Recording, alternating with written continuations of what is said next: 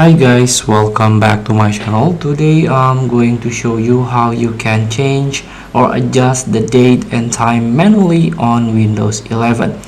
So if you feel this time and date is not correct, you can try to adjust manually.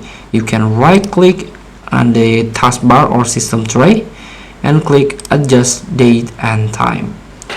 Here, by default, the time is set automatically by Windows.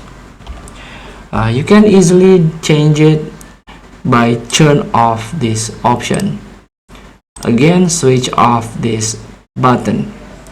Here, set the date and time manually. You can click it, change button, and here you can change the date, like the date, like month, and then year, and for the time only the hour and the minutes that you can change. So if you feel this correct, you can click on change. Feel free to try. Thank you for watching. Adjust date and time manually. Thank you. Don't forget to comment, like, and subscribe. So for the next button below. See you in the next video.